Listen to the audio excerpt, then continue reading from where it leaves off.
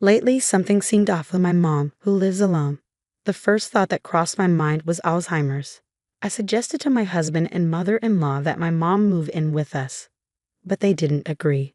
Worse, my husband said, "If you push this, we're getting a divorce." "Fine, I get it," I snapped. "If you want me to leave, I will, but you'll regret it." My name is Atoria, and I'm 35 years old. I work from home as an illustrator and currently live with my husband Powell and my mother-in-law. A few years ago, after the passing of my father-in-law, we decided to have her move in with us.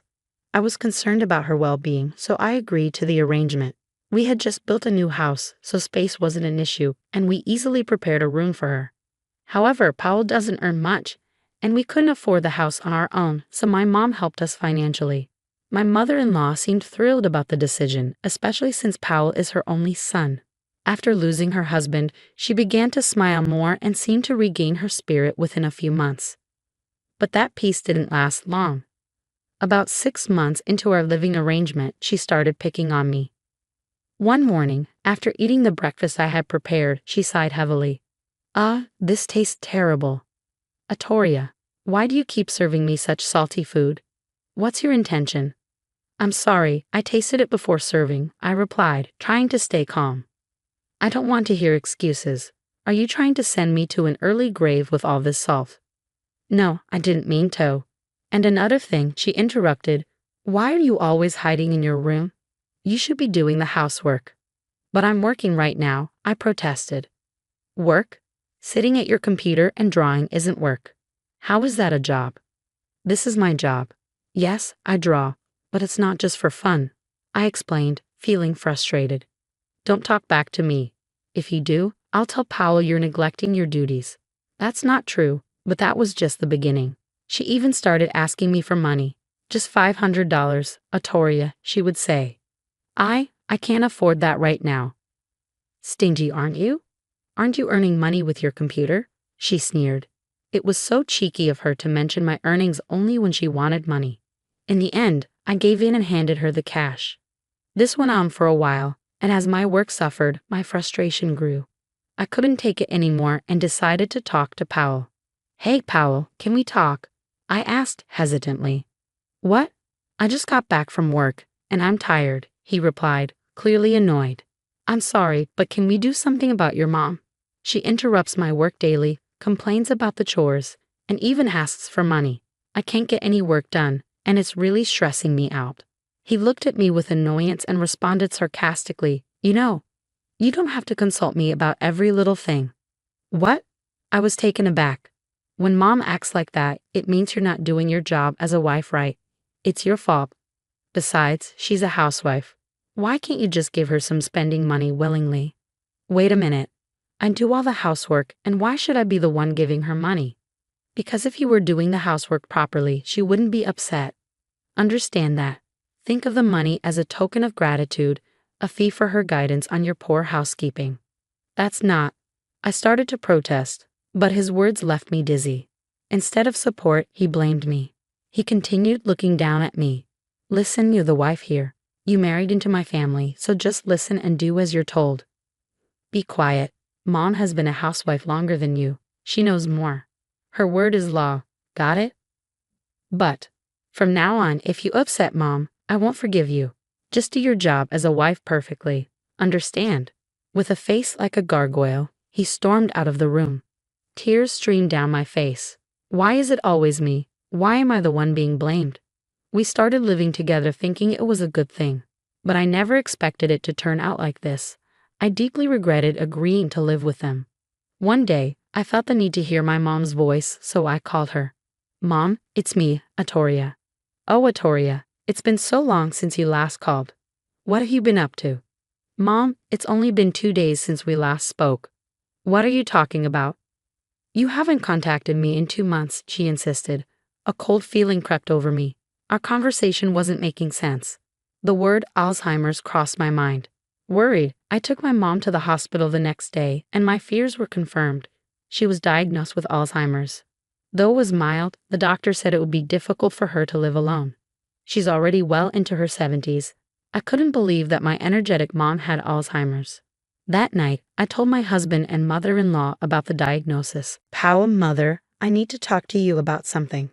They both looked annoyed. What is it? It's probably nothing important, Powell muttered. Is it even relevant to us? My mother-in-law added. It's about my mom. Today she was diagnosed with Alzheimer's. What? Alzheimer's? Your mom, seriously? Powell asked, incredulous. Yes, so about what we should do. Before I could finish, they burst into laughter. Poor thing, having Alzheimer's. I don't want to be involved with sick people, my mother-in-law sneered. Right. How weak must her brain be to get Alzheimer's at her age, Powell added. Why are you saying such things? I asked, shocked. Ignoring my confusion, they continued laughing. People who get Alzheimer's are those who don't think much in their daily lives, my mother-in-law remarked. Yeah, just like you, not thinking much. That's why you'll get Alzheimer's too, Powell said, chuckling. Stop it. How can you say such cruel things? I demanded. Why not? It's the truth, right? Yeah, Mom, we're just telling the truth. This was too much. Everything went dark as their cruelty overwhelmed me. You're not thinking of taking care of your mom, are you? Powell asked, his tone suddenly serious. Well, I was hoping she could live with us, here. Are you kidding me? Why should we live with someone with Alzheimer's? Powell snapped. She's not just someone with Alzheimer's. She's still in the early stages and can take care of herself. That's not the point. We're not living with her, period. I accepted living with your mother, so why not mine? I retorted, trying to keep calm. Suddenly, Powell slammed the table and glared at me. Don't compare a healthy person like my mom to your sick mother. Got it? I will never agree to live with her. But if something happens to her, I'll regret it forever, I pleaded. I don't care about your regrets. You married into this family, so just listen to us. No matter how much I tried to persuade them, their stance remained unchanged. So I made another proposal. If we can't live together, at least let me visit her regularly. What? If you do that, we'll have to manage the housework. I'm just really worried about her. Please? No. Why not? Obviously, every time you visit her, it'll cost money and we'll have to pay for her medical bills. Our finances will suffer.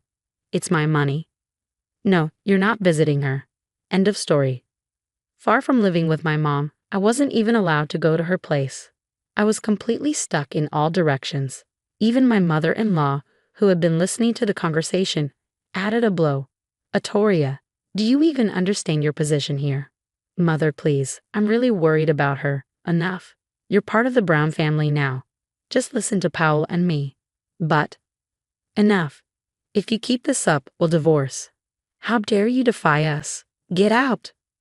Hearing the word divorce from her, my husband joined in, barely holding back his laughter. Hey, divorce sounds good. We don't need a wife who prioritizes a sick person over her own family. Are you serious? I asked, my voice trembling with anger. You call yourself an illustrator, but you barely make anything. You're so arrogant, Powell sneered. It's a real job. Enough. Let's divorce. If you want to take care of a sick person so badly, just leave. All the anger I had been holding back exploded. I wouldn't let them mock me or my mom. They weren't my family anymore if that's how they felt. With my mind made up, I told them fine. If that's how you feel, I'll leave. For a moment, they looked shocked, but then they smirked. Good. Do what you want, just leave quickly. I never thought you would leave on your own. I'm so happy, my mother-in-law said, grinning. I'll pack my things and go back to my mom's house. Send the divorce papers by mail. Sure thing. I'll get them from the courthouse tomorrow and send them right over. This is perfect. Just my lovely son and me living together. I'll go pack my things now. Hurry up. We're having a party with Mom tonight, Powell exclaimed. Sounds great. Let's go out for steak, my mother-in-law chimed in. This family was done. Watching them celebrate, I quickly started packing. Sitting with the two of them smiling broadly, I left that house behind. A few days later, I received the divorce papers from Powell, which I promptly signed and submitted. When I told my mom, she looked apologetic. I'm so sorry, Atoria. This is all because of me. Don't be silly. I feel so much better without those terrible people as family. When you first mentioned living together, I was actually worried about your mother-in-law. She's a bit off, right? I should have stopped the construction of the new house more firmly. I'm truly sorry. Don't apologize. I'm happy now, living here with you. Atoria, thank you so much. So is that matter all settled? Yes, it's all good. I'm already on it. I showed her the documents and my mom smirked mischievously. That's right. I won't let it end with just a divorce. My revenge is just beginning. 2 weeks later, just as I expected, I received a frantic call from my ex-husband. Hey, what the hell are you thinking? What do you mean? I asked, playing innocent. You know exactly what I mean. I got the house sale documents. You sent them, didn't you? Yes, I did. It's all written there. Any problems? Don't play games with me, selling our house. I'll never allow it. The first thing I did after divorcing my husband was sell the house we lived in with his mother. He seemed to have forgotten about the time we built the house. And now he was angry and feeling betrayed. Why can't you sell that house? It's ours. Ours? Really? It's marital property. We're divorced, so we need to split the assets fairly. His absurd claim made me burst into laughter. Are you kidding? Split assets? Don't make me laugh. What's so funny? He demanded. Do you even realize why we were always short on money? That's because you never earned enough. I have savings, he protested. You're wrong. I had to give money to your mother almost every day. That's why my savings are almost gone.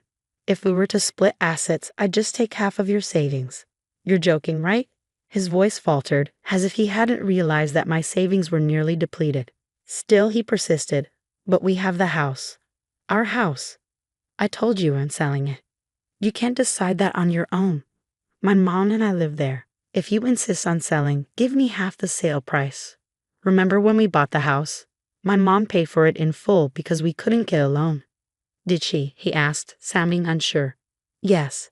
At that time, I wasn't earning much, and you had just changed jobs with a low salary. My mom paid for the whole thing. I recently checked the property deed with her. The house is in her name. Oh, he trailed off, realization dawning on him. I remember now. I left everything to you. I thought so. But now you understand, right?